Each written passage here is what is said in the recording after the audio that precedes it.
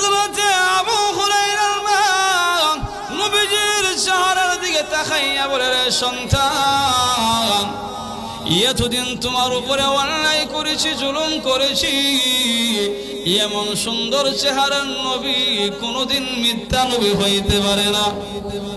রে আবু হুরায়রা, এমন সুন্দর চেহারার নবী কোনোদিন পাগল নবী হইতে পারে না।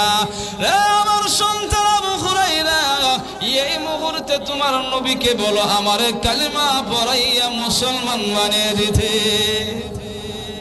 আর জোরে কইনা সুবহানাল্লাহ।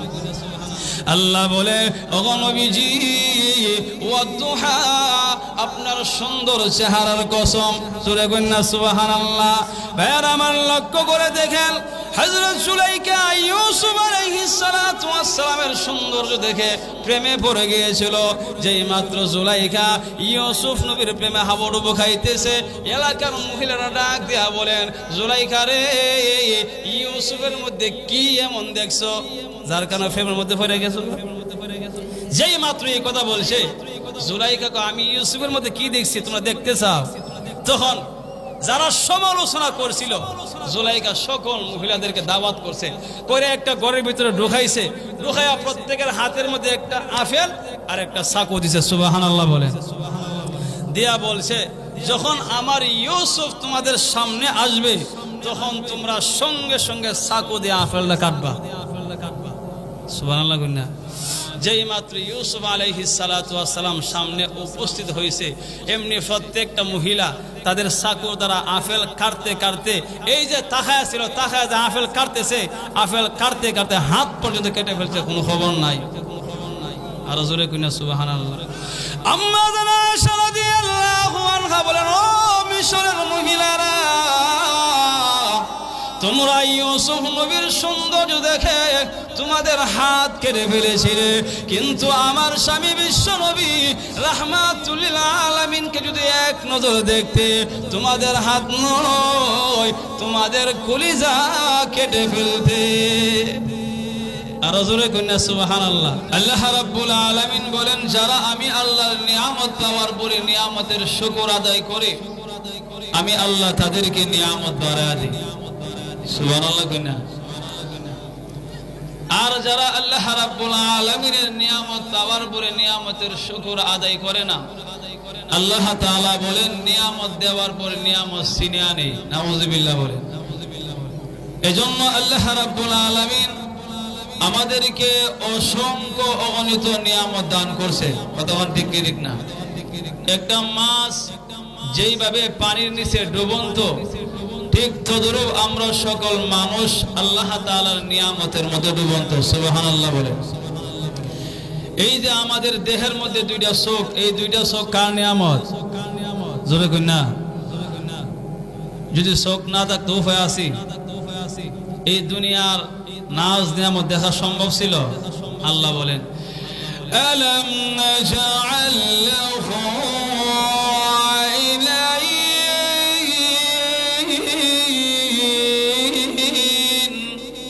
আল্লাহ কো বান্দারে, এই যে দুইটা চোখ, এই চোখে আমি আল্লাহ তোমারে দেই নাই। সুবহানাল্লাহ বলেন। আরে ভাই, কত মানুষ দেখতে সুন্দর কিন্তু চোখ দ্বারা দেখে না। অন্ধ লোক আছে না? চলে কোন আছে কি আছে না? তো আল্লাহ ইচ্ছা করলে আমাদেরকে অন্ধ বানাতে পারতো কি পারতো না? নাকি প্রধানমন্ত্রীর অনুমতি লাগতো? আল্লাহ বলেন, ওয়ালিসানা ওয়া শাফাতাইন।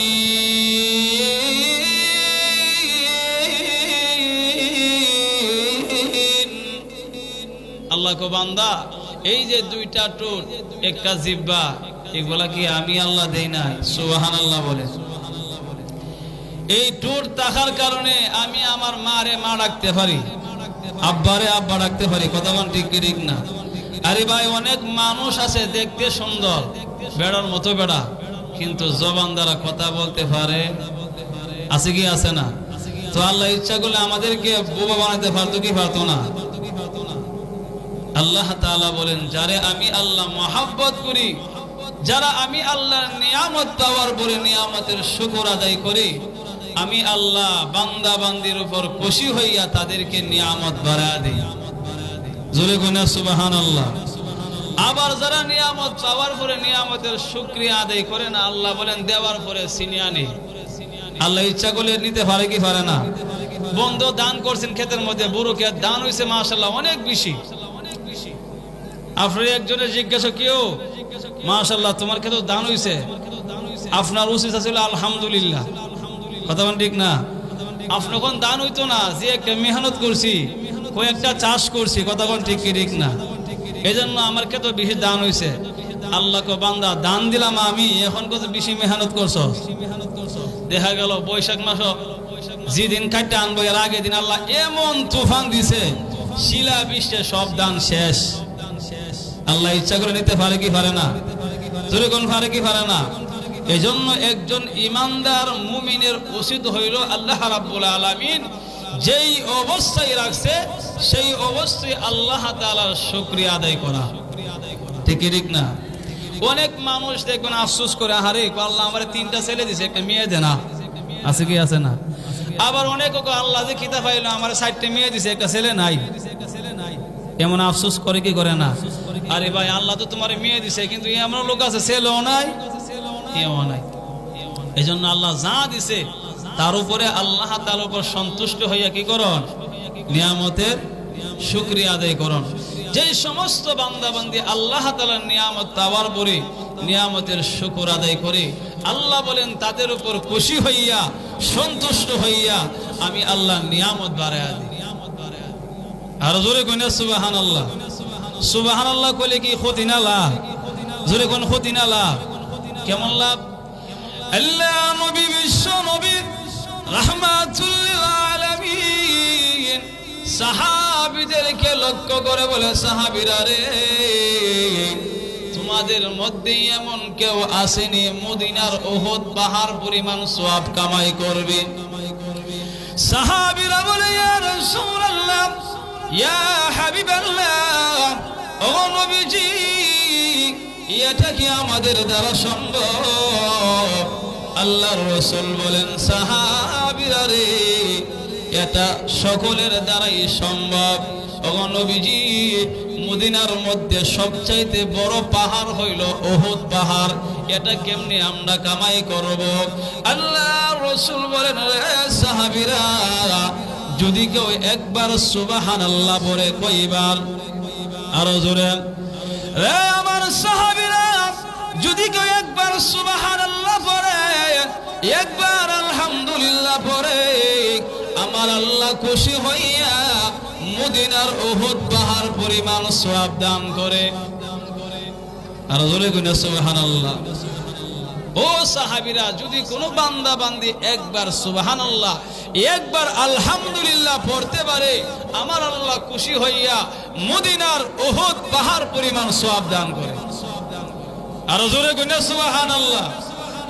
শুধু তা না, লক্ষ্য করে দেখেন হযরত সুলাইমান আলাইহিস সালাতু ওয়াস সালাম, নাম শুনছেন? একজন বাদশা ছিলেন এবং আল্লাহর একজন পয়গম্বর ছিলেন। ওনাকে আল্লাহ রাব্বুল আলামিন এমন একটা সিংহাসন দান করেছিলেন, উনি যখন সিংহাসন নিয়ে বের হতেন, ডাইনে থাকতো মানুষ, বামে থাকতো জিন্নাত, উপরে থাকতো পশু পাখি। সুবহানাল্লাহ বলেন। এমন শান শওকত আল্লাহ তাআলা সুলাইমান আলাইহিস সালাতু ওয়াস সালামকে দান করেছিলেন। তো সুলাইমান আলাইহিস সালাতু ওয়াস সালাম একদিন ওনার সিংহাসন নিয়ে বের হয়েছে, যখন উঠতে লাগলো জমিনের মধ্যে এক কৃষক ব্যক্তি সুলাইমান আলাইহিস সালামের এই শান শওকত দীক্ষা কো, আল্লাহ সুলাইমান নবীর তো শান শওকত দান করছো, না জানে তুমি কত বড় আল্লাহ। সুবহানাল্লাহ। মুরব্বি কিতা কইছে? সুবহানাল্লাহ। এমনি সুলাইমান আলাইহিস সালাতু ওয়াস সালাম এই মুরব্বির সামনে সিংহাসন নামাইছে, লেন করছে, আর দুইজন প্রহরীকে বলছে ওই মুরব্বিরে আমার কাছে নিয়ে আসো। এখন তো মুরব্বি তরতর করে কাঁপতেছে, দেশের বাদশা না জানি কি ভুল করে আলাইছি, এখন আমার কাছে সিংহাসন নামাইছে, আবার দুইজন লোক পাঠাইছে। দুইজন লোক সুলাইমান আলাইহিস সালামের দুইজন লোক ওই মুরব্বির দুই হাতে ধরে সুলাইমান নবীর কাছে নিয়ে গেছে। মুরব্বি তরতর করে কাঁপতেছে, ও আল্লাহর পয়গম্বর, আমি তো কোনো খারাপ কথা বলি নাই, আপনার বদনামও করি নাই, শুধু আমি আল্লাহর প্রশংসা আদায় করতে গিয়ে সুবহানাল্লাহ পড়ছি। কন্যা সুবহানাল্লাহ। আল্লাহ রাসূল বলেন, মুরব্বি সুলাইমান আলাইহিস সালাতু ওয়াস সালাম বলেন, মুরব্বি আপনি জানেন আপনার সুবহানাল্লাহর কত দাম? সুবহানাল্লাহ কইনা? হ্যাঁ মুরব্বি, আপনি যে সুবহানাল্লাহ পড়েছেন, আমি সুলাইমানের সিংহাসনকে যদি এক পাল্লায় রাখা হয় আর আপনার সুবহানাল্লাহকে যদি আরেক পাল্লার মধ্যে রাখা হয়, মুরব্বি গো, আমি সুলাইমানের সিংহাসনের চাইতে আপনার সুবহানাল্লাহর পাল্লার ওজন বেশি হয়ে যাবে।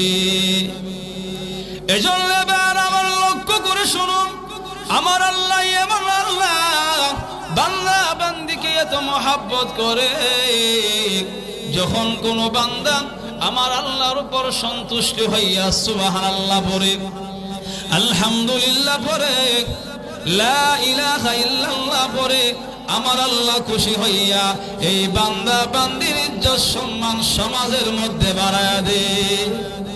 যেই ব্যক্তি বেশি বেশি জিকির আজকার করে, আল্লাহ রাব্বুল আলামিন এই সমাজের মধ্যে, মহল্লার মধ্যে ওই ব্যক্তির দাম মানুষের কাছে আল্লাহ বাড়ায়া দেয়। এজন্য সুবহানাল্লাহ আছে হবে না? জোরে কইবা। সম্মানিত উপস্থিতি, আমি আপনাদের সামনে সূরাতুদ দুহা থেকে কয়েকখানা আয়াতে কারিমা তেলাওয়াত করেছি। এই সূরার মধ্যে আল্লাহ রাব্বুল আলামিন বিশ্বনবী রাহমাতুল লিল আলামিনকে সান্ত্বনা দিয়েছে এবং কাফেরদের দাঁত ভাঙার জবাব দিয়েছে। আল্লাহ রাব্বুল আলামিন আমার আপনার নবীকে মহব্বত কম করতো না বেশি করতো? জোরে কই না, কম না বেশি? কেমন বেশি? আল্লাহ বলেন, নবী গো, এই দুনিয়ার মধ্যে আমি আল্লাহ যা কিছু সৃষ্টি করেছি একমাত্র আপনার কারণে আমি আল্লাহ সৃষ্টি করছি। জোরে কই না সুবহানাল্লাহ। আল্লাহ রাব্বুল আলামিন লক্ষ্য করে দেখেন, হুজুর সাল্লাল্লাহু আলাইহি ওয়াসাল্লাম যখন 40 বছর একদিন অতিবাহিত হয়েছে, আমার আল্লাহ কোন নবী গো, এখন থেকে আপনি মানুষের সামনে কালিমার দাওয়াত দিতে শুরু করেন। যেই মাত্র আল্লাহ রাসূল সাল্লাল্লাহু আলাইহি ওয়াসাল্লাম কালিমার দাওয়াত আরম্ভ করলেন, 40 বছর পর্যন্ত নবীজি সকলের কাছে ভালো ছিল। যখন থেকে নবীজি কালিমার দাওয়াত দিতে আরম্ভ করলেন, শুরু করলেন, নবীজির শত্রুর অভাব আর রইল না। কতক্ষণ ঠিক কি ঠিক না? প্রতিটা ঘাটে ঘাটে, প্রতিটা মুহূর্তে মুহূর্তে নবীজির শত্রু। আল্লাহ রাব্বুল আলামিন যে মাত্র নবীকে হুকুম করলেন আপনি কালিমার দাওয়াত দেন, তখন দেখা গেল নবীজির নিজের বংশের লোক, নিজের গোত্রের লোক, এমনকি নবীজির আপন চাচি, আপন চাচা আবু লাহাব, উম্মে জামিল, তারা নবীজির বিরোধিতা করতে আরম্ভ করে দিয়েছে। নাউযুবিল্লাহ। এমনকি হুজুর সাল্লাল্লাহু আলাইহি ওয়াসাল্লাম যখন কোরআন তেলাওয়াত করতে লাগলেন, উম্মে জামিল কবরের মধ্যে কাফরটা ফেসাইয়া হাতের মধ্যে পাথর নিয়ে নবীজির দিকে লম্বা লম্বা কাক দিয়ে আসতেছে। আবু বকর সিদ্দিক রাদিয়াল্লাহু আনহু বলে, ইয়া রাসূলুল্লাহ, ওই যে দেখেন আপনার চাচি, আপনার বিয়ান উম্মে জামিল আপনার দিকে পাথর নিয়ে আসতেছে। ওগো নবীজি, অবস্থা কিন্তু খারাপ। ওগো নবীজি, মহিলা মানুষ, আমরা তো কিছুই করতে পারবো? আল্লাহ রাসূল কে, আবু বকর, লা তাহজান ইন্নাল্লাহা মাআনা, চিন্তা করিও না, মহান আল্লাহ আমার সাথে আছে। আর জোরে কন্যা সুবহানাল্লাহ। উম্মে জামিল আয়েশা হুমকি দেয়া গেল, তার কত বড় সাহস, আমার বিরুদ্ধে কোরআন আয়াত নাজিল হয়েছে, তার ভাগ্য ভালো মুহাম্মদকে সামনে পাই নাই, পাইলে আজকে পাথর নিক্ষেপ করতাম। আবু বকর সিদ্দিক বলেন, আমি নবীরে দেখতেছি, উম্মে জামিল নবীরে দেখতেছে না, কারণটা বুঝলাম না। যেহেতু উম্মে জামিল নবীকে দেখতেছে না, আমার বলার কোনো প্রয়োজন? আল্লাহ হেফাজত করতে পারে কি পারে না? সে হুমকিতে চলে গেছে। আবু বকর সিদ্দিক বলেন, ইয়া রাসূলুল্লাহ, ইয়া হাবিবাল্লাহ, ওগো নবীজি, বুঝতে পারলাম না আপনি আমার সামনে কোরআন তেলাওয়াত করতেছেন, আর উম্মে জামিল আপনাকে হুমকি দিয়ে চলে গেল, আপনাকে দেখলো না, কারণটা কি? আল্লাহ নবী তখন ডাক দিয়ে বলল, আবু বকর, তুমি কি মহান আল্লাহর কোরআন তেলাওয়াত করো নাই? আবু বকর সিদ্দিক, আমার আল্লাহ কোরআনে ইরশাদ করেছে, وَإِذَا قَرَأْتَ الْقُرْآنَ جَعَلْنَا بَيْنَكَ وَبَيْنَ الَّذِينَ لَا يُؤْمِنُونَ بِالْآخِرَةِ حِجَابًا مَسْتُورًا। ও নবীজি, আপনি যখন কোরআন তেলাওয়াত করেন, আমি আল্লাহ আপনি এবং কাফেরদের মধ্যে একটা হিজাব পর্দা টেনে দেই। সুবহানাল্লাহ বলেন। রে আবু বকর, আমি আল্লাহর কোরআন তেলাওয়াত করি, মহান আল্লাহ নিজে আমাকে হেফাজত করি। আল্লাহ ইচ্ছা করলে পারে কি পারে না? তো আল্লাহ রাব্বুল আলামিন বিশ্বনবী মুহাম্মদুর রাসূলুল্লাহ সাল্লাল্লাহু আলাইহি ওয়াসাল্লামকে বলেন, নবী গো, আপনি এখন থেকে নিজেরে প্রকাশ করেন আর বলেন, আমি হলাম আল্লাহর পক্ষ থেকে নবী, আপনি মানুষকে কালিমার দাওয়াত দেন। যখন নবীজি কালিমার দাওয়াত দিতে লাগলেন, চতুর্দিক থেকে ষড়যন্ত্র শুরু করে দিল, কেমনে আল্লাহ রসুলকে পৃথিবীর থেকে বিদায় করান যায়। নাউজুবিল্লাহ বলেন। লক্ষ্য করে দেখেন, আল্লাহ রসুলের উপর এত নির্যাতন, নবীর এত কষ্ট দিছে। হুজুর সাল্লাল্লাহু আলাইহি ওয়াসাল্লাম যখন একদিন তায়েফের মাঠে গেলেন, তায়েফে গেলেন কালিমার দাওয়াত দেওয়ার জন্য, তখন দেখে গেল তায়েফের যুবকেরা কালিমা গ্রহণ করবে দূরের কথা, বরংস নবীজির উপর পাথর নিয়ে নিক্ষেপ শুরু করে দিল। পাথরের আঘাতে আল্লাহর হাবিব বিশ্বনবী মুহাম্মদুর রাসূলুল্লাহ সাল্লাল্লাহু আলাইহি ওয়াসাল্লামের শরীর থেকে রক্ত পড়তেছে, কেমন কষ্ট দিছে। তখন নবীজির সঙ্গে ছিলেন, সফর সঙ্গে ছিলেন নবীজির পালক পুত্র যায়েদ ইবনে হারেসা রাদিয়াল্লাহু আনহু। আল্লাহর রাসূল বলেন, যায়েদ, একটা কাপড় নিয়ে আমার রক্তগুলি মুছতে থাকো। সুবহানাল্লাহ বলেন। আল্লাহর নবীর সাহাবী হযরত যায়েদ ইবনে হারেসা রাদিয়াল্লাহু আনহু একটা কাপড় নিয়ে বিশ্ব নবীর শরীর থেকে রক্তগুলি মুছতে লাগলেন। কিছুক্ষণ পরে ডাক দিয়া বলেন, নবী গো, আমার কাপড় তো আর রক্ত শোষণ করতেছে না। ও নবীজি, এখন আমি কি করব? এমনি আল্লাহ নবী, বিশ্ব নবী রাহমাতুল লিল আলামিন, নবীজি এইভাবে রক্তগুলি মালিশ করতে লাগলেন। যায়েদ ইবনে হারেসা বলেন, ইয়া রাসূলুল্লাহ, ইয়া হাবিবাল্লাহ, ও নবীজি, যে রক্ত শরীর থেকে বের হয়ে যায়, এই রক্ত মালিশ করলে ভিতরে আর প্রবেশ করে না। আল্লাহ নবী তখন ডাক দিয়া বলেন, আমার সাহাবী যায়েদ, আমি নবীও জানি যে রক্ত শরীর থেকে বের হয়ে যায়, এই রক্ত মালিশ করলে আর ভিতরে প্রবেশ করে না। এর যায়েদ, কেন এমন করতেছি জানোনি? এই তায়েফের যুবকেরা আমি মুহাম্মদকে না চিনল, তায়েফের জমিন আমি মুহাম্মদকে চিনতে ভুল করবে না। জোরে কন্যা সুবহানাল্লাহ। রে আমার বালক পুত্র যায়েদ, শুনুন, এই মুহূর্তে যদি এক ফোঁটা রক্ত তায়েফের জমিনে পড়ে যায়, অনুমতি দেওয়া লাগবে না রে, এই মুহূর্তে ভূমিকম্প শুরু হয়ে যাবে।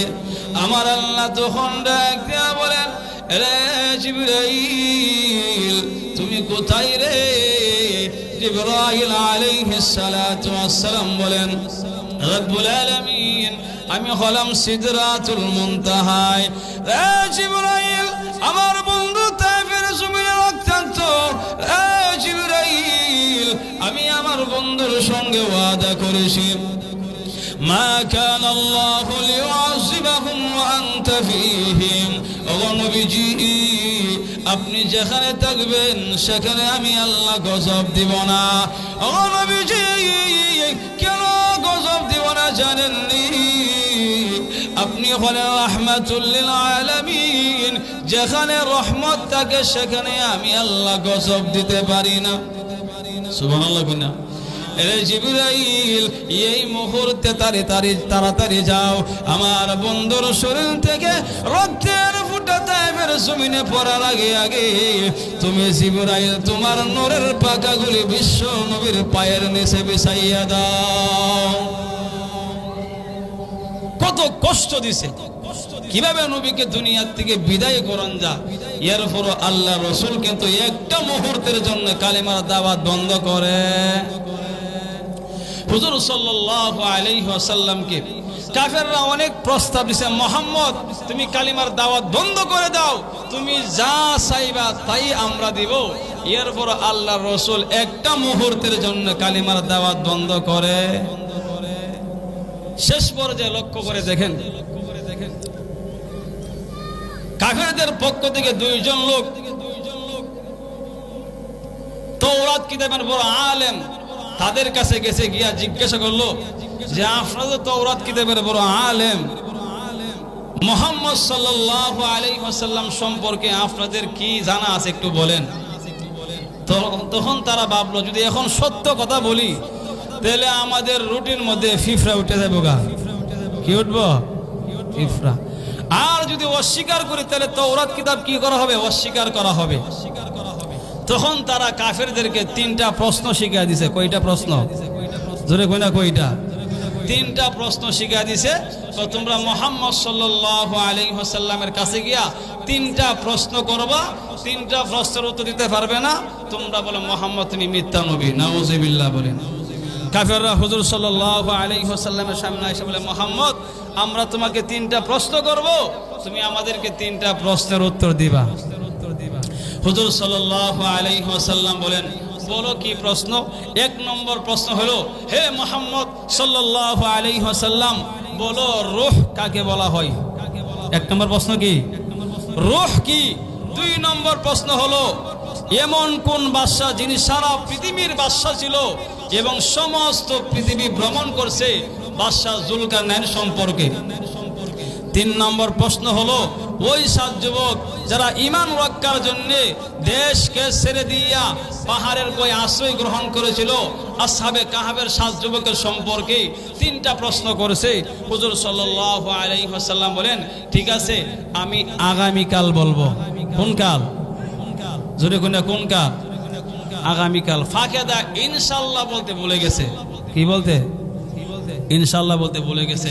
আল্লাহ জিবরাইল আলাইহিস সালাতু ওয়াস সালাম আল্লাহ এখন তো আমার যাওয়ার উচিত। আল্লাহ বলে যায়ও না। আল্লাহ কি বলেন? যায় না। বলে আল্লাহ যদি না যায় তাহলে অ্যাক্সিডেন্ট ঘটবে।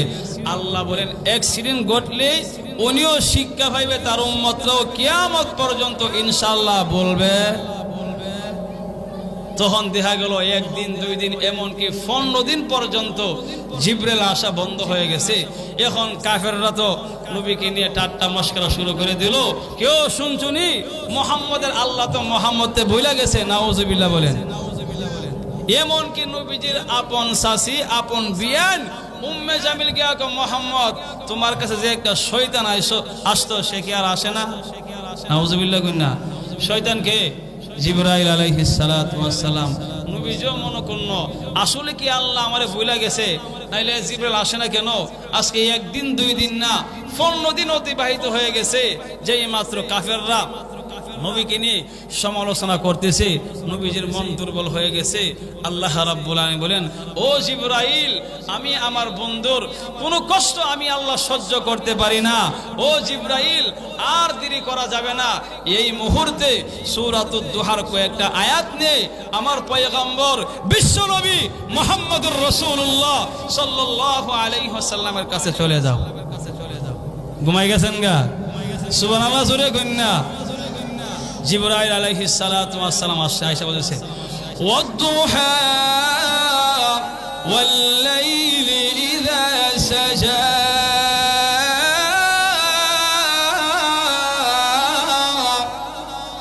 ও নবীজি আমি জিবরাইল আসা বন্ধ হয়ে গেছে, এজন্য আপনার মন দুর্বল হয়ে গেছে, চেহারা মলিন হয়ে গেছে, আপনি মন ক্ষুণ্ণ হয়ে গেছেন।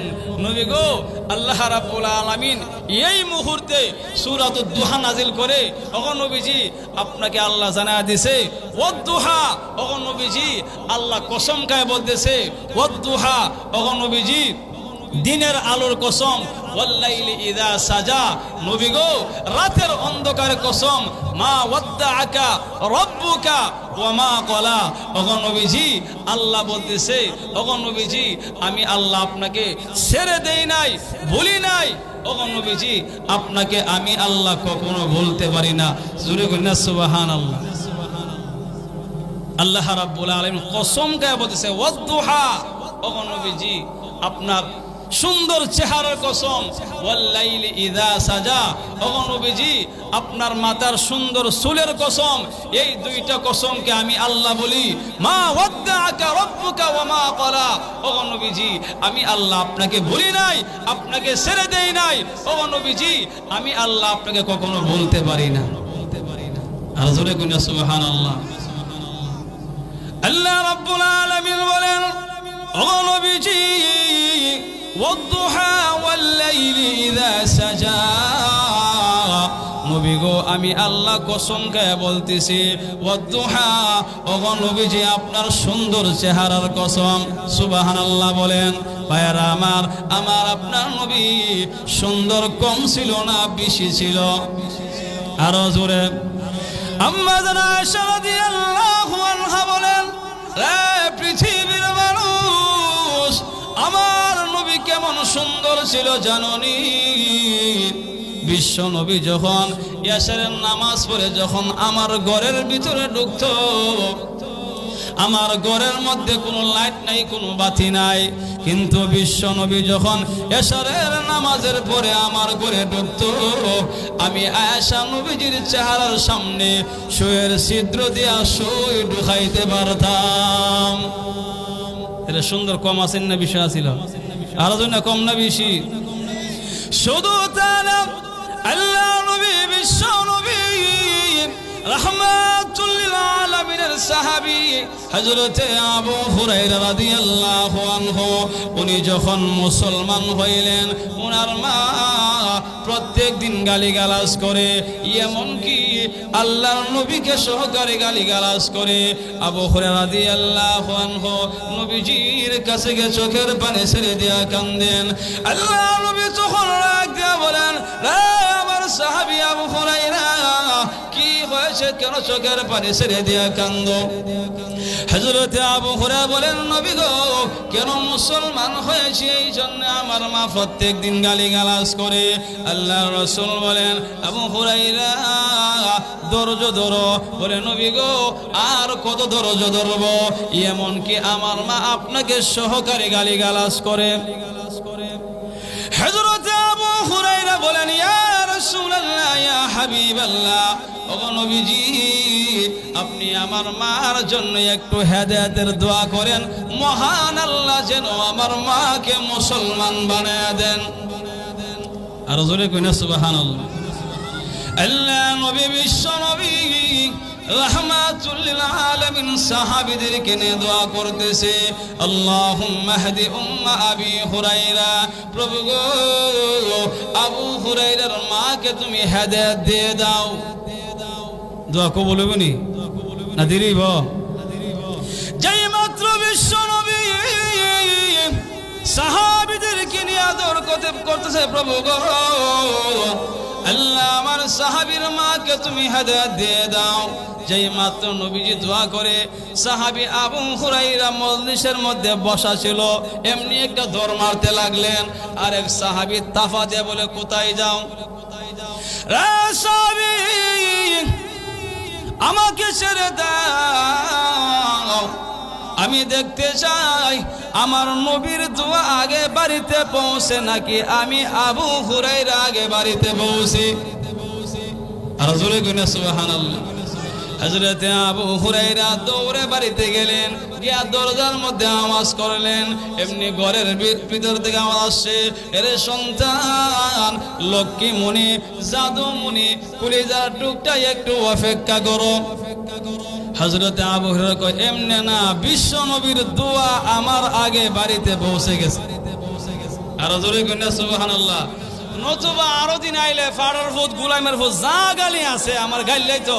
আর এখন কইছে লক্ষ্মীমণি জাদুমণি, অতএব আমার নবীর দোয়া আমার আগে। বাবারে তোরে এত গালি গালাজ করি, এত মারি, এরপরও মোহাম্মদের দরবার সারস না। আজকে তুই বাড়ির থেকে যাওয়ার পরে কি একটা জ্বালা যন্ত্রণা শুরু হয়েছে, ভাল লাগতেছে না, এই জন্য গোসল দিলাম, এরপরও ভালো লাগতেছে না। ও আবু হুরায়রা, তুমি যেই নবীর কাছে মুসলমান হইছো, তোমার নবীর কাছে আমার একটু নিয়ে যাইবা। আর জোরে কইনা সুবহানাল্লাহ। নবীজির সাহাবী আবু হুরায়রা রাদিয়াল্লাহু আনহু বলেন এমনে না, বিশ্ব নবীর দোয়া কি হয়েছে, কবুল হয়ে গেছে। আল্লাহ নবীর সাহাবী হযরতে আবু হুরায়রা নবীজির চেহারার দিকে তাকাইয়া বলে, রে সন্তান, এতদিন তোমার উপরে অন্যায় করেছি, জুলুম করেছি, এমন সুন্দর চেহারার নবী কোনোদিন মিথ্যা নবী হইতে পারে না। রে আবু হুরায়রা, এমন সুন্দর চেহারার নবী কোনোদিন পাগল নবী হইতে পারে না। রে আমার সন্তান আবু হুরায়রা, এই মুহূর্তে তোমার নবীকে বলো আমারে কালিমা পড়াইয়া মুসলমান বানিয়ে দিতে। আর জোরে কইনা সুবহানাল্লাহ। আল্লাহ বলে ওগো নবীজি, ওয়াদুহা, আপনার সুন্দর চেহারার কসম, জোরে কইনা সুবহানাল্লাহ। ভাইরা আমার লক্ষ্য করে দেখেন, হযরত সুলাইকা ইউসুফ আলাইহিস সালাতু ওয়াস সালামের সৌন্দর্য দেখে প্রেমে পড়ে গিয়েছিল। যেই মাত্র জুলাইখা ইউসুফ নবীর প্রেমে হাবুডুবু খাইতেছে, এলাকার মহিলারা ডাক দিয়া বলেন, জুলাইখা রে, ইউসুফের মধ্যে কি এমন দেখছো যার কারণে প্রেমের মধ্যে পড়ে গেছো? যেই মাত্র এই কথা বলছে, জুলাইখা কয় আমি ইউসুফের মধ্যে কি দেখছি তোমরা দেখতে চাও? তখন যারা সমালোচনা করছিল, জুলাইখা সকল মহিলাদেরকে দাওয়াত করছে, করে একটা ঘরের ভিতরে ঢুকাইছে, ঢুকাইয়া প্রত্যেকের হাতের মধ্যে একটা আপেল আর একটা চাকু দিছে। সুবহানাল্লাহ বলেন। দিয়া বলছে, যখন আমার ইউসুফ তোমাদের সামনে আসবে, তখন তোমরা সঙ্গে সঙ্গে চাকু দিয়ে আপেলটা কাটবা। সুবহানাল্লাহ কইনা। যেই মাত্র ইউসুফ আলাইহিস সালাতু ওয়াস সালাম সামনে উপস্থিত হয়েছে, এমনি প্রত্যেকটা মহিলা তাদের চাকু দ্বারা আপেল কাটতে কাটতে, এই যে তাকায়া ছিল, তাকায়া যে আপেল কাটতেছে, আপেল কাটতে কাটতে হাত পর্যন্ত কেটে ফেলছে, কোনো খবর নাই। আর জোরে কইনা সুবহানাল্লাহ। আম্মা জানা আয়েশা রাদিয়াল্লাহু আনহা বলেন, ও মিশরের মহিলারা, তোমরা ইউসুফ নবীর সৌন্দর্য দেখে তোমাদের হাত কেটে ফেলেছিলে, কিন্তু আমার স্বামী বিশ্ব নবী রাহমাতুল লিল আলামিনকে যদি এক নজর দেখতে, তোমাদের হাত নয়, তোমাদের কলিজা কেটে ফেলতে। আর জোরে কইনা সুবহানাল্লাহ। আল্লাহ বলে, ওগো নবীজি, ওয়াদুহা, আপনার সুন্দর চেহারার কসম, ওয়াল্লাইলি ইযা সাজা, ওগো নবীজি, আপনার মাথার সুন্দর চুলের কসম, ওগো নবীজি, এই দুইটা কসমকে আমি আল্লাহ বলতেছি। মা ওয়াদ্দাআকা রাব্বুকা ওয়া মা ক্বালা, ওগো নবীজি, যেই নবীকে আমি আল্লাহ এত সুন্দর করে বানাইছি, যেই নবীকে আমি আল্লাহ এত মহাব্বত করি, সেই নবীকে আমি আল্লাহ বলি নাই, কোনোদিন বলতে পারি না। ওগো নবীজি, চেহারা মলিন করেন না। নবী গো, আমি আল্লাহ সব বরদাস্ত করতে পারি, কিন্তু আপনারা কে কষ্ট দিবে, আপনার চেহারা মলিন থাকবে, তা আমি আল্লাহ সহ্য করতে পারি। এরপরে আল্লাহ রাব্বুল আলামিন বলেন, ওয়ালাল আখিরাতু খায়রুল লাকা মিনাল উলা,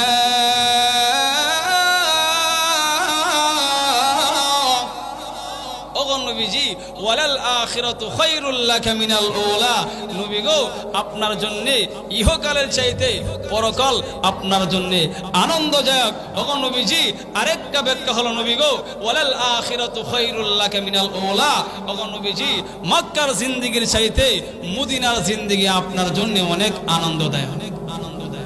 আর জোরে কইনা সুবহানাল্লাহ।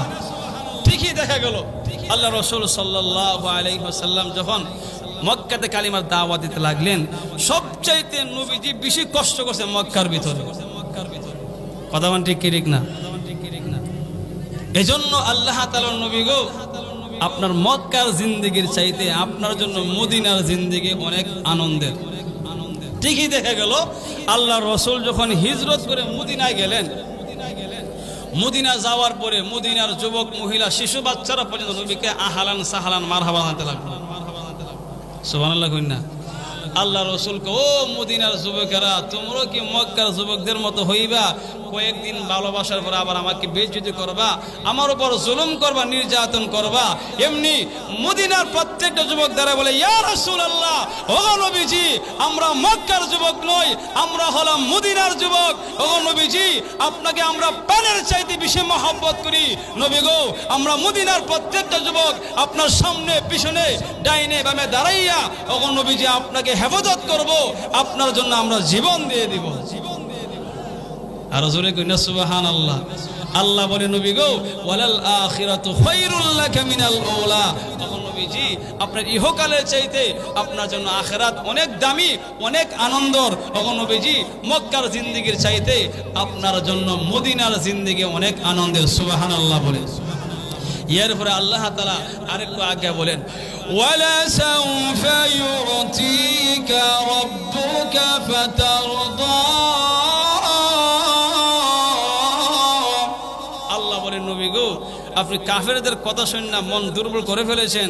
তখন নবীজি, অচিরেই আমি আল্লাহ আপনাকে এত এত নিয়ামত দান করব, যেই নিয়ামত পাওয়ার পরে আপনি নবী খুশি হইয়া যাইবেন। আর জোরে কইনা সুবহানাল্লাহ। নিয়ামতগুলা কি কি? এক নম্বর হইল আল্লাহ রাব্বুল আলামিন, নবী গো, আমি আল্লাহ আপনাকে অসংখ্য অগণিত উম্মত দান করব। দুই নম্বর হলো জিবরাইল আলাইহিস সালাতু ওয়াস সালাম নবীজির কাছে একদিন আসলেন। নবীজি বলে, জিবরাইল, তুমি যে আরো দিন আমার কাছে আসো, তোমার চেহারার মধ্যে কত নূর চমকায়, দেখতে কত মাশাআল্লাহ চমৎকার, কিন্তু আজকে তোমার চেহারা কালো কেন? এমনি জিবরাইল আলাইহিস সালাতু ওয়াস সালাম বলে, নবী গো, আল্লাহ যে জাহান্নাম বানাইছে, এই জাহান্নামটা একটু ঘুরে দেখাইছি। কি করছে? জাহান্নাম ঘুরে দেখাইছি, এইজন্য জাহান্নামের দুয়ার তাফে আমার চেহারা কালো হয়ে গেছে। ওগো নবীজি, আল্লাহ যে জাহান্নাম বানাইছে, এই জাহান্নাম কোনো মানুষের পক্ষে সম্ভব নয় শাস্তি ভোগ করা। নবী গো, আল্লাহ রাব্বুল আলামিন 7টা জাহান্নাম বানাইছে, এর মধ্যে একটা জাহান্নামে আপনার ওই সকল উম্মত শাস্তি ভোগ করবে যারা দুনিয়ার মধ্যে বিনা তওবায় মারা যাবে। 2 নম্বর হলো নবী গো, যারা দুনিয়ার মধ্যে কবিরা গুনাহ করবে তাদেরকে ওই জাহান্নামে নিক্ষেপ করবে। যেই মাত্র জিবরাইল আলাইহিস সালাতু ওয়াস সালাম এই কথাগুলি বললেন, নবীজি সঙ্গে সঙ্গে বেহুশ হয়ে গেছে। জোরে কইনা সুবহানাল্লাহ। যেই মাত্র নবীজির হুশ আসলেন, এখন নবীজি কান্দে। নামাজের সময় হলে নামাজ পড়ে আবার ঘরের ভিতরে আইসা হুজরা শরীফের দরজা লাগাইয়া নবীজি শুধু উম্মতের জন্য কান্দে, আল্লাহুম্মা উম্মতি, আল্লাহুম্মা উম্মতি। একদিন 2 দিন যাওয়ার পরে সাহাবী আবু বকর সিদ্দিক রাদিয়াল্লাহু আনহু বলেন, ও সাহাবীরা, তোমরা একটা জিনিস লক্ষ্য করছনি যে দেখো, আজকে 2 দিন ধরে নবীজি আমাদের সঙ্গে কোনো কথা বলে না, নবীজি শুধু কান্দে আর কান্দে। সাহাবীরা রে, আমাদের মধ্যে কি এমন কেউ নবীর মনে কষ্ট দিছো যেই কারণে নবীজি কষ্ট হয়ে কান্দে? সাহাবীরা বলেন, আল্লাহর কসম, আমরা তো এমন কোনো কথা বলি না যেই কথার দ্বারা নবীজি কষ্ট পাইবে। তখন সকল সাহাবীরা মিলে বলে, আবু বকর সিদ্দিক, আপনি হলেন উম্মতের মধ্যে শ্রেষ্ঠ উম্মত, সাহাবীদের মধ্যে শ্রেষ্ঠ সাহাবী। হে আবু বকর সিদ্দিক, আপনি যান, গিয়ে নবীর সঙ্গে কথা বলেন। নবী রেখে কষ্ট দিছে, আপনি গেলে নবীজি আপনার সঙ্গে কথা বলবে। সুবহানাল্লাহ বলেন। আল্লাহর নবীর সাহাবী হযরত আবু বকর সিদ্দিক রাদিয়াল্লাহু আনহু নবীজির হুজরার শরীফের সামনে দাঁড়াইয়া দেখে দেখে বলে, ইয়া রাসূলুল্লাহ, ইয়া হাবিবাল্লাহ, ও নবীজি, আমি আপনার সাহাবী আবু বকর সিদ্দিক। ও নবীজি, আপনার দুনিয়ার সাথী, আপনার হিজরতের সাথী নবী গো আবু বকর সিদ্দিক আপনার সামনে হাজির। ওগো নবীজি আপনি দরজা খুলেন, কি হয়েছে? কে আপনার মনে কষ্ট দিয়েছে আমার কাছে বলেন। আল্লাহ নবী তখন রেখে রেখে বলেন, আয়েশা হুজরা শরীফের দরজা খুলিও না। হুজরা শরীফের দরজা খুললে আবু বকর ভিতরে ঢুকবে, আবু বকর ঢুকলে আমি উম্মতের জন্য কাঁদতে পারবো না। আবু বকর সিদ্দিক ব্যর্থ হয়ে চলে গেলেন। আসলেন খলিফাতুল মুসলিমিন ওমর রাদিয়াল্লাহু আনহু।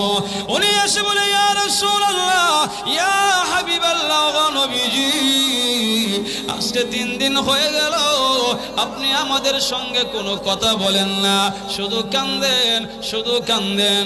নবী গো মদিনার মধ্যে কোন মুনাফিকে আপনার মনে কষ্ট দিয়েছে? ওগো নবীজি আপনি আমার কাছে বলেন।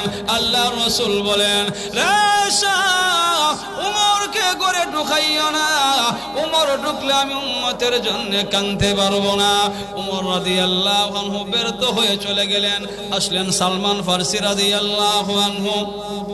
উনি এসে বলে, নবী গো আপনার সাহাবী সালমান উপস্থিত। ওগো নবীজি কি হয়েছে আপনি আমার কাছে বলেন, দরজা খুলুন, আপনার দুঃখগুলি আমার কাছে বলেন। আল্লাহ নবী বিশ্ব নবী রাহমাতুল লিল আলামিন তখন ডাক দিয়া বলেন, আয়েশা রে সালমানকে ঘরে ঢুকাইও না। এরে আয়েশা সালমান ঢুকলে আমি উম্মতের জন্য কাঁদতে পারবো না। সুবহানাল্লাহ বলেন। সালমান ফারসি রাদিয়াল্লাহু আনহু উনি ব্যর্থ হইয়া সাক্ষাৎ হয়েছে আলী রাদিয়াল্লাহু আনহুর সঙ্গে। আলী আজকে 3 দিন হয়ে গেল নবীজি কারোর সঙ্গে কথা বলে না, শুধু কান্দে আর কান্দে। নামাজ পড়ে ঘরের ভিতরে ঢুকে, নামাজ পড়ে ঘরের ভিতরে ঢুকে, কারোর সঙ্গে কোনো কথা বলে না। তুমি যাও না। তখন আলী রাদিয়াল্লাহু আনহু বলেন, যেখানে আবু বকর সিদ্দিক ব্যর্থ, যেখানে ওমর ব্যর্থ, যেখানে সালমান ফারসির মতো সাহাবী ব্যর্থ, সেখানে আমি আলী গেলে কোনো কাজ হবে না। তখন উনি বলতেছে, ও সালমান ফারসি আমি একটা কৌশল বলতে পারি, সেটা হলো নবীজির মেয়ে ফাতেমা গেলে নবীজি বিদায় করতে পারবে। নবীজির মেয়ে ফাতেমা রাদিয়াল্লাহু আনহার কাছে গিয়ে বলে, ও ফাতেমা আজকে 3 দিন হয়ে গেল নবী শুধু কান্দে আর কান্দে, কি হয়েছে? কারোর সঙ্গে কথা বলে না, তুমি যাও না, গিয়ে নবীরে জিজ্ঞাসা করো। ফাতেমা রাদিয়াল্লাহু আনহা দৌড়ে গেছে, গিয়া দরজার মধ্যে আওয়াজ করে, সুবহানাল্লাহ বলেন, আব্বা আমি আপনার মেয়ে ফাতেমা এসেছি। আব্বা গো আজকে 3 দিন হয়ে গেল আপনি কারো সঙ্গে কোনো কথা বলেন না, শুধু কান্দেন আর কান্দেন। হে আব্বা আপনার কি হয়েছে? আপনার মনে কে কষ্ট দিয়েছে? আপনি দরজা খোলেন। আল্লাহ নবী তখন ডাক দিয়া বলেন, আয়েশা হুজরা শরীফের দরজা খুলিও না, ফাতেমা ঢুকলে আমি উম্মতের জন্য কাঁদতে পারবো না। এমনি ফাতেমা রাদিয়াল্লাহু আনহা ডাক দিয়া বলেন, আব্বা গো আপনি কি মনে করেছেন আমি আবু বকর সিদ্দিক ব্যর্থ হয়ে চলে যাব? হে আব্বা আপনি কি মনে করেছেন আমি ওমর ব্যর্থ হয়ে চলে যাব? আপনি কি মনে করেছেন আমি সালমান ফারসি ব্যর্থ হয়ে চলে যাব? হে আব্বা আল্লাহর কসম করে বলি, যতক্ষণ পর্যন্ত দরজা না খুলবেন ততক্ষণ পর্যন্ত আমি ফাতেমা দরজার সামনে দাঁড়াইয়া থাকবো। আর জোরে কইনা সুবহানাল্লাহ। এমনি আল্লাহ রাসূল কয়, আয়েশা সবাইরে বিদায় করা সম্ভব, আমার মেয়ে ফাতেমারে বিদায় করা সম্ভব? দরজা খুলে দাও। যেই মাত্র ফাতেমা রাদিয়াল্লাহু আনহা ঘরের ভিতরে ঢুকছে, আব্বা কেন কাঁদেন? এমনি আল্লাহ রাসূল বলে, মা রে জিবরিল আসছিল, জাহান্নামের বর্ণনা আমাকে শোনাইয়া গেছে। ও মা, এক জাহান্নামে আমার ওই সকল উম্মত গুলাকে নিক্ষেপ করবে যারা দুনিয়ার মধ্যে বিনা তওবায় মারা যাবে, যারা দুনিয়ার মধ্যে কবিরা গুনাহ করবে। মা রে আমি কেমনে সহ্য করব? যে উম্মতের জন্য আমি ভালো খাবার খাই না, যে উম্মতের জন্য আমি মুহাম্মদ বালা বিছানার মধ্যে ঘুমাই না, সেই উম্মত যদি জাহান্নামের শাস্তি ভোগ করে আমি নবী হইয়া কেমনে বরদাস্ত করব? আল্লাহ রাব্বুল আলামিন সঙ্গে সঙ্গে জিবরাইল আলাইহিস সালাতু ওয়াস সালামকে নবীজির কাছে পাঠিয়ে বলেন, নবী গো আল্লাহ বলেছেন ওয়ালা সাউফা ইউতিকা রাব্বুকা ফাতারদা। জোরে বলেন সুবহানাল্লাহ। ওগো নবীজি আল্লাহ বলেছে ওসিরেই আল্লাহ রাব্বুল আলামিন আপনাকে এত এত নিয়ামত দান করবে, যেই নিয়ামত পাওয়ার পরে আপনি নবী সন্তুষ্ট হয়ে যাবেন। নবী গো, এই একটা নিয়ামতের মধ্যে আল্লাহ বলছেন আল্লাহ তাআলা উম্মতের ব্যাপারে আপনাকে আল্লাহ খুশি করবেন। আর জোরে কইনা সুবহানাল্লাহ। আল্লাহ রসুল বলেন যদি আমার একটা উম্মত জাহান্নামে থাকে এরপর আমি মুহাম্মদ খুশি হব না। সুবহানাল্লাহ বলেন। আল্লাহ বলেন নবী গো, আপনি কালিমার দাওয়াত দেন, কাফেররা কত কথা বলবে, সমালোচনা করবে, আপনার বিরুদ্ধে অনেক কিছু করবে। নবী গো, আপনি ঘাবড়েন না। ওগো নবীজি, আমি আল্লাহ হলাম আপনার জন্য 24 ঘন্টার জিম্মাদার। ও ভাই, যেই নবী উম্মতের জন্য এত কষ্ট করছে, উম্মতের জন্য এত জুলুম নির্যাতন ভোগ করছে, সেই নবীকে জীবনের চাইতে বেশি মহাব্বত করা দরকার আছে কি আছে না? আরো জোরে কোন দরকার আছে কি আছে না? এই জন্যে আল্লাহ রসুলের কাজ ছিল একটা, কেমনে আল্লাহ বলা মানুষকে, আল্লাহ বলা মানুষকে আল্লাহর দিকে ফিরন যা, আল্লাহর দিকে রুজু করান যা। ও ভাই, এই দুনিয়ার জীবন আসল জীবন না, এই দুনিয়ার জীবন আসল জীবন না। এই দুনিয়ার মধ্যে আমরা থাকতে আসি নাই, একদিন মরতে হবে। এজন্য আল্লাহ রসুল সাল্লাল্লাহু আলাইহি ওয়াসাল্লাম কালিমার দাওয়াত দিবেন, পাশাপাশি আমলের দাওয়াত দিবেন। আল্লাহ রসুল বলেন উম্মত, তুমি যখন দুনিয়ার মধ্যে ঈমান আনার পর নেক আমল করবা, তুমি দুনিয়া থেকে বিদায় হয়ে গেলে মানুষ তোমার জন্য আফসোস করবে, আহারে আব্দুর রহমান 5 ওয়াক্ত নামাজ আদায় করতো, লোকটা খুব ভালো ছিল, লোকটা আজকে দুনিয়া থেকে বিদায় হয়ে গেছে। কতক্ষণ ঠিক কি ঠিক না? আর যদি তুমি গুনাহের কাজ করো, নাফরমানি করো, সুদ খাও, ঘুষ খাও, আল্লাহ রসুল বলেন তুমি পৃথিবীর থেকে বিদায় হয়ে গেলে মানুষ বলবে আল্লাহ হে মরছে, এলাকাটা ঠান্ডা হয়েছে। কতক্ষণ ঠিক না? যখন সুর বদমাস মারা যাক আল্লাহ হে মরছে, এই কালকান্দি গ্রামটা ঠান্ডা হয়েছে। কতক্ষণ ঠিক কি ঠিক না? এই জন্য ভাই আল্লাহ রসুল বলেন যে তোমার জীবনটাকে এমন ভাবে কাজে লাগাও, এমন ভাবে গঠন করো, উম্মত পৃথিবীর থেকে বিদায় হয়ে গেলে যাতে মানুষ তোমার জন্য আফসোস করে, আহারে আব্দুল গাফফার, আব্দুল সাত্তার পৃথিবীর থেকে বিদায় হয়ে গেছে, লোকটা খুব ভালো ছিল, দেখলে সালাম দিতে। কতক্ষণ ঠিক কি ঠিক? আর যদি নাফরমানি করেন মরার সময় এমন কষ্ট হবে, আল্লাহ রসুল বলেন আজরাইল আলাইহিস সালাতু ওয়াস সালাম 500 গজবের ফেরেশতা নিয়ে এমন জোরে ছাপ দিয়া ধরবে, তখন চক্ষু বলে বড় করে বলে আজরাইল বাড়ি গাড়ি যা আছে সব তোমার দিলাম, সাইরা দেও। সারবো নি? জোরে কোনে সাইরা সারবো?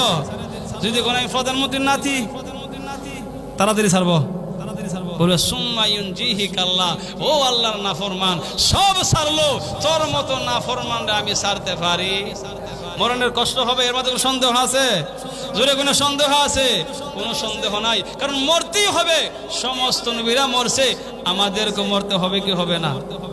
এজন্য মরতে গেলে এমন ভাবে মরতে হবে যাতে আমি দুনিয়া থেকে বিদায় হয়ে গেলে হাসতে হাসতে মরতে পারি। কতক্ষণ ঠিক কি ঠিক? আর যদি কানতে কানতে মরেন, দুনিয়া তো লাঞ্ছিত, কবরের মধ্যে লাঞ্ছিত। কতক্ষণ ঠিক কি ঠিক?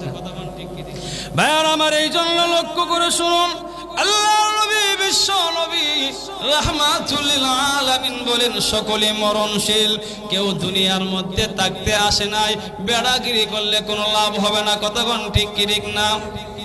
আম্মা জান আয়েশা রাদিয়াল্লাহু আনহা বলেন পৃথিবীর মানুষ, আমার স্বামী বিশ্ব নবী যেদিন পৃথিবীর থেকে বিদায় হয়ে যাইবে, আমি আশা তাকায় দেখি নবীজির মাথার মধ্যে ব্যথা, বুকের মধ্যে ব্যথা। এমনি আমি আশা নবীজির মাথার মধ্যে পানি দেই, বুকের মধ্যে পানি দেই। কিছুক্ষণ পর আমি আশা তাকাইয়া দেখি আল্লাহর নবী একবার হাত লম্বা করে হাত গোছাইয়া ফেলে, মনে হয় রে সাকরাতের কষ্ট শুরু হয়ে গেছে।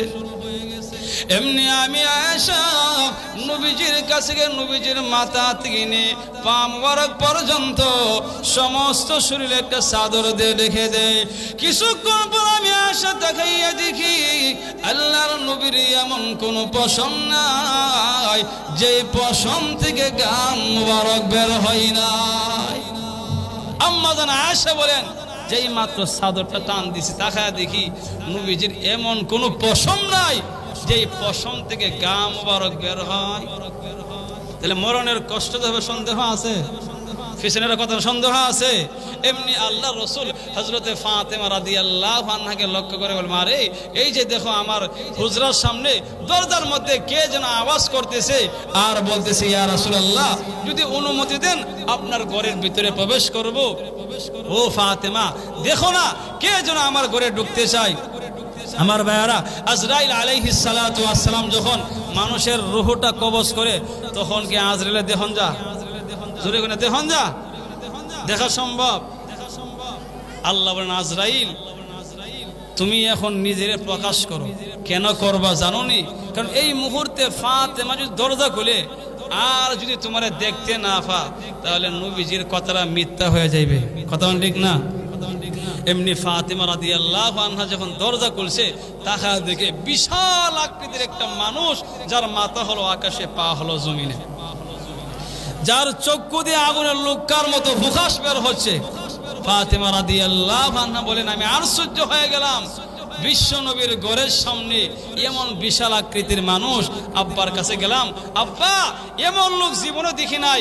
আল্লাহর রাসূল বলেন, মা রে আমি জোরে কথা বলতে পারি না, আমার চেহারাটা একটু দরজার দিকে রাখো। যেই মাত্র নবীজির চেহারাটা দরজার দিকে রাখলেন, আল্লাহর রাসূল বলেন, মা সে দুনিয়ার কোনো লোক না, সে হলো হাদা মালাকুল মাউত, সে হলো হযরতে আজরাইল আলাইহিস সালাতু ওয়াস সালাম। সুবহানাল্লাহ বলনা। ও মা, আজরাইলকে ঘরে ঢোকার জন্য অনুমতি দিয়ে দাও। এমনি ফাতেমা রাদিয়াল্লাহু আনহা যেই মাত্র দরজা খুললেন, আজরাইল আলাইহিস সালাতু ওয়াস সালাম নবীজির সামনে এসে বলে, আসসালাতু ওয়াসসালামু আলাইকা ইয়া রাসূলুল্লাহ। ওগো নবীজি, আপনার বন্ধু আল্লাহ আপনাকে সালাম দিয়েছে আর বলেছে আপনি কি দুনিয়ার মধ্যে থাকবেন নাকি চলে যাইবেন। যদি আপনি দুনিয়ার মধ্যে থাকতে চান আল্লাহ বলেছে আপনার হায়াত আরো বাড়ায়া দিবেন। আমরা দিবনি হায়াত বাড়ায়া দিব। আল্লাহ রাসূল বলে, আজরাইল আমি কিছুক্ষণ পরে বলতেছি যাব কি যাব না। আজরাইল আলাইহিস সালাতু ওয়াস সালাম, নবী গো কতক্ষণ পরে বলবেন? হাত্তা ইয়াতিয়ানি জিবরাইল, জিবরাইল আসা পর্যন্ত আমার সময় দাও। এমনি মুহূর্তের ভিতরে জিবরাইল আলাইহিস সালাতু ওয়াস সালাম বিশ্বনবীর সামনে এসে উপস্থিত। আল্লাহ রাসূল বলেন, জিবরাইল তুমি আইছো, এই তাকা দেখো আজরাইল এসেছে আমাকে নিয়ে যাওয়ার জন্য। এই ব্যাপারে আমার আল্লাহ কি বলছে? এমনি জিবরাইল আলাইহিস সালাতু ওয়াস সালাম নবীকে সান্ত্বনা দিয়ে, নবী গো আল্লাহ বলছে ইন্নাকা মাইয়িতু ওয়া ইন্নাহুম মাইয়িতুন। ও নবীজি আল্লাহ বলছে আপনিও মরণশীল, আপনার দুশমনও মরণশীল, আপনার উম্মতও মরণশীল। এখন নবীজি এই কথা শোনার পরে চোখের পানি ছেড়ে দিয়া কান্দে। সুবহানাল্লাহ বলেন। জিবরাইল আলাইহিস সালাতু ওয়াস সালাম বলেন, ইয়া রাসূলুল্লাহ ইয়া হাবিবাল্লাহ, ওয়া নবীজি এখন কেন চোখের পানি ছেড়ে দিয়া কান্দেন? আমি বুঝতে পেরেছি মনে হয় আপনি ফাতেমার জন্য কান্দেন। ওগো নবীজি ফাতেমার জন্য কাঁদতে হবে না, মহান আল্লাহ আগে ঘোষণা দিয়েছে, নবী গো আপনার মেয়ে ফাতেমা হবে জান্নাতে সকল মহিলাদের সরদারনি। আর জোরে গুনে সুবহানাল্লাহ। নবীজি আবার চোখের পানি ছেড়ে দিয়া কাঁদলেন। জিবরাইল আলাইহিস সালাতু ওয়াস সালাম বলেন, ওগো নবীজি আবারও কেন চোখের পানি ছেড়ে দিয়া কান্দেন? আমি বুঝতে পেরেছি মনে হয় আপনি হাসাইন আর হুসাইনের জন্য কান্দেন। নবী গো হাসাইন আর হুসাইনের জন্য কাঁদতে হবে না, মহান আল্লাহ আগে ঘোষণা দিয়েছে আপনার কলিজার টুকরা দুইটা নাতি হবে জান্নাতে যুবকদের সরদার। এমনি নবীজি বলেন, জিবরাইল আমি মুহাম্মদ ফাতেমার জন্য কান্দি না, আমি হাসাইন আর হুসাইনের জন্য কান্দি না। নবী গো তাহলে আপনি কার জন্য কান্দেন? আল্লাহ নবী কান্দে আর বলে, জিবরাইল আমি কান্দি রে আমার গুনাহগার উম্মতের জন্য। আর জোরে বলে সুবহানাল্লাহ। জিবরাইল আলাইহিস সালাতু ওয়াস সালাম নবীজি উম্মতের জন্য কোন কান্দেন? আল্লাহ নবী বলেন, জিবরাইল আমি মুহাম্মদ পৃথিবীর থেকে বিদায় হয়ে গেলে রে কে আমার উম্মতের জিম্মাদার হবে? এরে জিবরাইল, এই দুনিয়ার মধ্যে অনেক নবী রাসূল আগমন করেছে, তাদের উম্মতরা গুনাহের কাজ করেছে, আমার আল্লাহ গুসা হইয়া তাদেরকে গজব দিয়া ধ্বংস করে ফেলেছে। জিবরাইল, আমি মুহাম্মদ পৃথিবীর থেকে বিদায় হয়ে গেলে রে আমার উম্মত তো নাফরমানি করবে, আমার উম্মত তো গুনাহের কাজ করবে, আমার আল্লাহর রাগান্বিত হইয়া আমার উম্মত গুলাকে গজব দেয়া ধ্বংস করে ফেলে, এই জন্য কাঁদতেছি। আমার আল্লাহ তখন ডাক দিয়া বলেন, আরে জিবরাইল, আমার বন্ধুকে বলো চোখের পানি মুছে ফেলতে। ওগো নবীজি, উম্মতের জন্য কাঁদতে হবে না, উম্মতের জন্য টেনশন করতে হবে না। ওগো নবীজি, আপনি পৃথিবীর জমিন থেকে বিদায় হয়ে গেলে গো, আপনার উম্মতরা যখন 5 ওয়াক্ত নামাজ আদায় করবে, 5 ওয়াক্ত নামাজের বিনিময় আমি আল্লাহ তাদেরকে গজব দিয়ে ধ্বংস করব না। আরো জোরে কইনা সুবহানাল্লাহ। কয়েক তো নামাজের বিনিময়। ওগো নবীজি, আপনার উম্মতরা যখন 5 ওয়াক্ত নামাজ আদায় করবে, 5 বার আমি আল্লাহর সঙ্গে কথা বলবে, তাই আমি আল্লাহ ওয়াদা দিলাম গো, আপনি পৃথিবীর জমিন থেকে বিদায় হয়ে গেলে 5 ওয়াক্ত নামাজের বিনিময় আমি আল্লাহ তাদেরকে গজব দেয়া ধ্বংস করব না। এমনি নবীজি মুস্কি হাসি দিয়া বলেন, আজরাইল, যাও, এখন তোমারে অনুমতি দিলাম, আমার রূহটা কবজ করো। হযরত আজরাইল আলাইহিস সালাতু ওয়াস সালাম যেই মাত্র নবীজির রূহটা কবজ করার জন্য নবীজির সিনার মধ্যে হাত দিয়েছেন, আল্লাহর রাসূল চক্ষুগুলি বড় করে বলে, আজরাইল রে, মাত্র তুমি হাত দিয়েছো, আর আমি মুহাম্মদের কাছে মনে হইতাছে মদিনার উহুদ পাহাড়টা আমার সিনার মধ্যে রেখে দিয়েছো। তাহলে মরণের কষ্ট হবে, যে এর মধ্যে সন্দেহ আছে? সন্দেহ নাই। এজন্য আল্লাহ নবী, বিশ্ব নবী রাহমাতুল লিল আলামিন বলেন, উম্মতেরা রে, মরণের কষ্ট হবে, এর মধ্যে কোনো সন্দেহ নাই। তবে আমি একটা মেডিসিন দিয়ে যাই, ওষুধ দিয়ে যাই। ওষুধটা কি? আল্লাহর নবী বলেন, যদি কোনো ব্যক্তির সাখরা শুরু হয়ে যায়, কি শুরু হয়ে যায়? সাখরা শুরু হয়ে যায়, মরণের কষ্ট শুরু হয়ে যায়, আমার নবী বলেন এমন সময় তার কোনো ছেলে অথবা নাতি অথবা ভাগিনা তার মাতার পাশে বসে কোরআন তেলাওয়াত করে, আমার আল্লাহ কোরআন তেলাওয়াতের বরকতে ওই সাখরাতওয়ালা ব্যক্তির মরণের কষ্ট আমার আল্লাহ হালকা করিয়া দেয়। এজন্য ছেলে মেয়ে মাদ্রাসার মধ্যে পড়ালে ক্ষতি না লাভ, আর আসতে কোন ক্ষতি না লাভ, অনেক লাভ। এই জন্য কমসে কম সন্তানদেরকে দিন শিক্ষাটা দিবেন, ইসলামী শিক্ষাটা দিবেন। কথা বলেন ঠিক কি ঠিক না? যাই হোক, সম্মানিত উপস্থিতি, আমি আপনাদের সামনে যে আলোচনা করলাম, আল্লাহ রাব্বুল আলামিন আমাদের সকলকে মরণের প্রস্তুতি এবং আল্লাহ রাব্বুল আলামিনের সবচাইতে শ্রেষ্ঠ বিধান 5 ওয়াক্ত নামাজ সকলকে সময় মতো আদায় করা তৌফিক দান করো।